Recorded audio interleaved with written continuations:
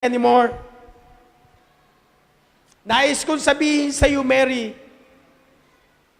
puntahan mo yung mga kapatid mo. Listen, I want you to tell our brethren, or sabi ng Bible, my brethren, that I will go to my Father and your Father, my God and your God. So, stop clinging to me. Di ba? Stop hanging on me. I have many work to finish. Aakyat pa ako sa langit, sa kanan ng Ama, upo ako.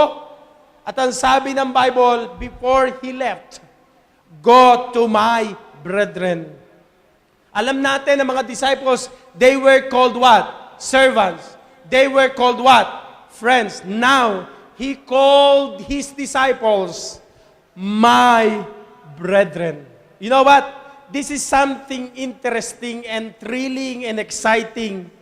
Bakit? May bago na silang relasyon sa Panginoong Jesucristo. Not a servant, not a friend, but they called Him my brethren. Now, ang tanong ko, paano naging kapatid natin si Jesus Christ? Paano sinabi niyang, you are my brethren? Only by the death and resurrection of Jesus Christ. We are being identified that we are in Him, Lord. Tingnan natin. Hebrews chapter 2, verse 11. Let's go there. Hebrews chapter 2. Ano sabi ng Hebrews chapter 2? Hebrews James chapter 2. Look at that. Verse 11 ng Hebrews chapter 2. For both he that sanctifieth and they who are sanctified are all of one. For which cause he is not ashamed to call them what? Brethren. Pansinin po ninyo, no? Yun daw hong pinaging banal. Ano? Ginawang banal. Ng banal. Sabi ng Bible, verse 11, for both he that sanctifieth, sino ho yun? Sino nagpapaging banal? Ang Diyos, si Kristo. And they who are sanctified, sino yun? Kayo at ako. Tama? O, ano sabi ng Bible? Look at that, verse 11. Look at that. Are all of one, for which cause he is not ashamed to call them brethren. Ano tawag sa atin? Kapatid. Brothers and sisters. In other words, dahil sa ating pananampalataya kay Kristo, tayo'y naging kapatid ni Kristo. Paano nangyari ho yun?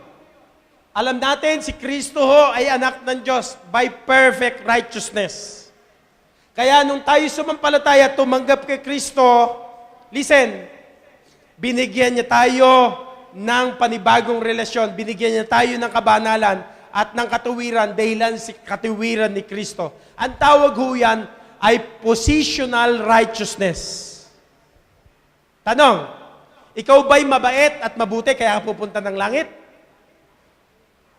Tanong, sagutin niyo ako. Sabi ng iba, magpapakabait ako, papakabuti ko para pumunta ng langit. Tanong, pupunta ka na ba ng langit ngayon? O kala ko ba, pag mabait ka at mabuti ka na, pupunta ng langit?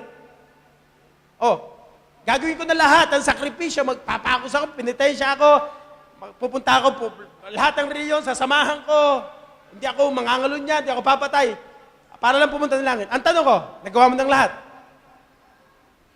O di pupunta ka ng langit? O hindi pa rin.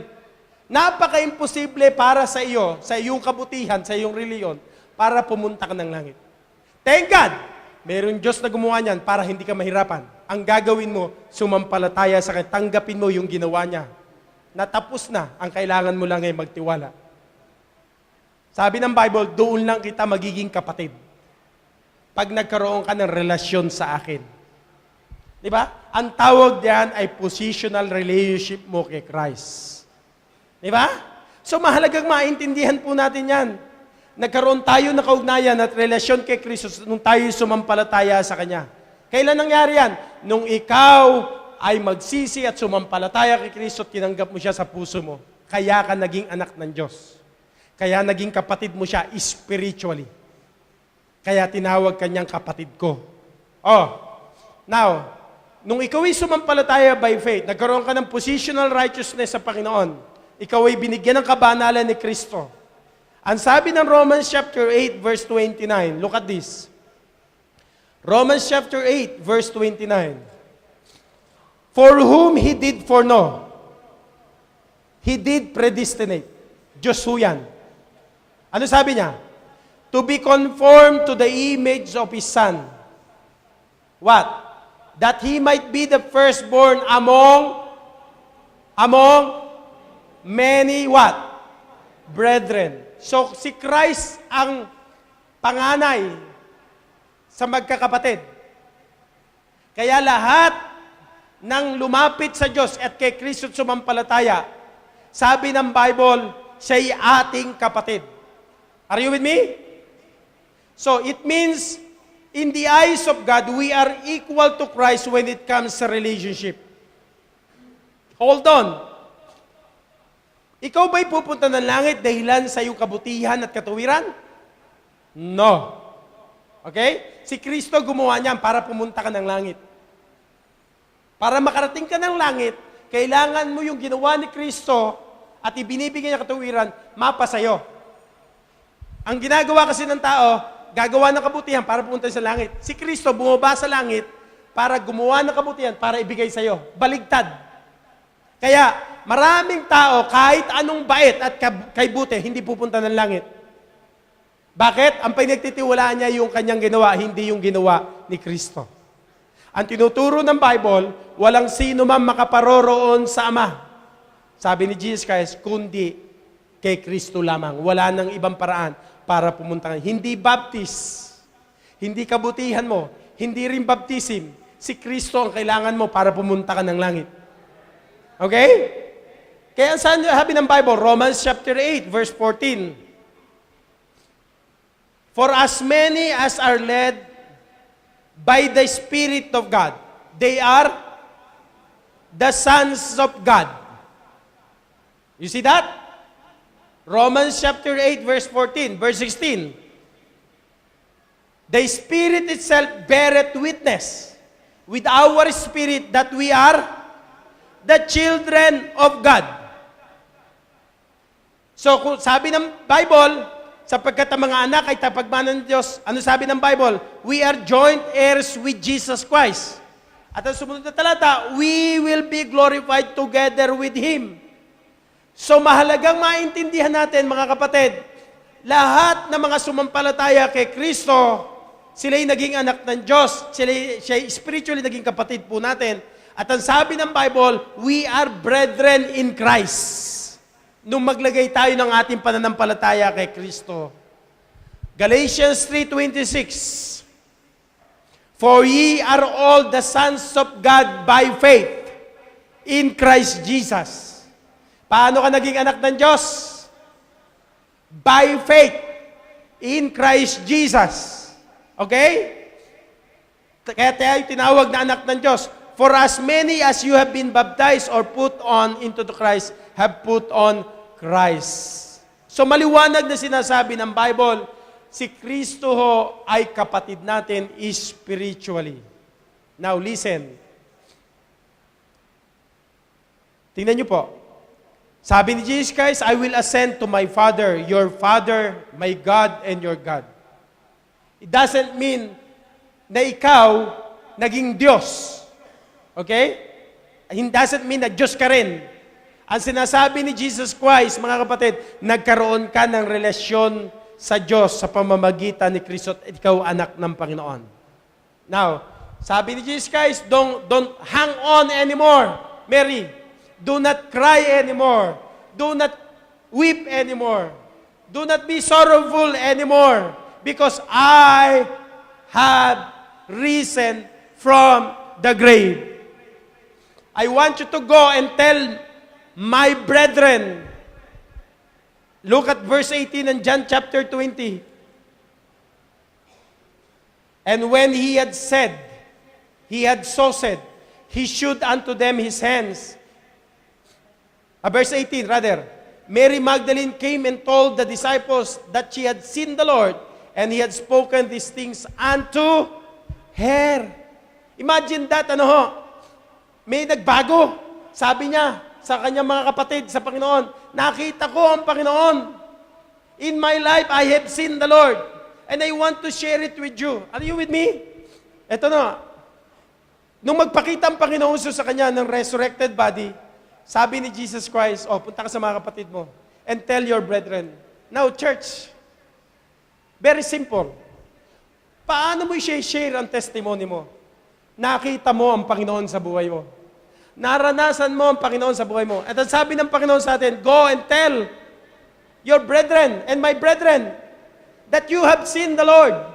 Ibig sabihin, kung naranasan mo ang kapagkabuhay na maguli ng Panginoon, iniligtas ka ng Panginoon, anak ka ng Diyos, you have something to tell to the people na nakita mo ang Panginoon sa buhay mo. Amen? Nawa, araw-araw na buhay natin, makita ng mga tao ang buhay na Diyos sa buhay natin. Di ba? Oh, how I wish and I pray na mayroon tayong ganung passion, pag-ibig, longing, di ba? Service, desire, na ayaw mong lumayo sa presensya ng Panginoon.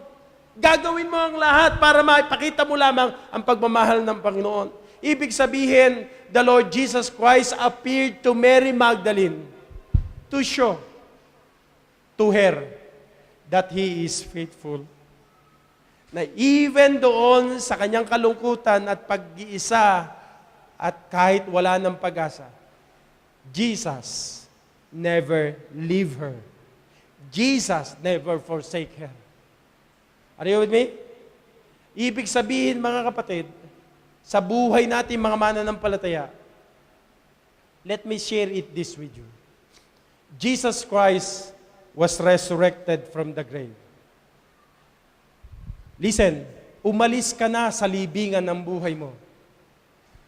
Sapagkat sa libingan doon, nandoon ang mga bulok at mababahong buhay at kasalanan na nakabaunang matagal. Huwag na nating hukayin. Jesus Christ has risen from the grave. Binigyan tayo ng Diyos ng bagong buhay, bagong pag-asa. Binigyan tayo ng bagong bahay. Binigyan tayo ng bagong destinasyon. Binigyan tayo ng Diyos ng bagong damdamin. Binigyan tayo ng Diyos ng bagong buhay. Binigay na lahat ng Diyos ang lahat ng meron tayo. And there is no reason not to rejoice today. Amen? Let's serve God. Let's love God. Let's be a living testimony. Let's share to the world and to the lost. Mga kapatid, kung naranasan natin, nakita natin ang Panginoon, there's nothing to be ashamed of. Let's share it to the people that we have a God who never remained in the grave. We have a God and we are living a Savior who is alive and forevermore. Amen? Tumayo tayong lahat, tayo manalangin. Lord God, Heavenly Father, I have many things to tell. But one point is enough.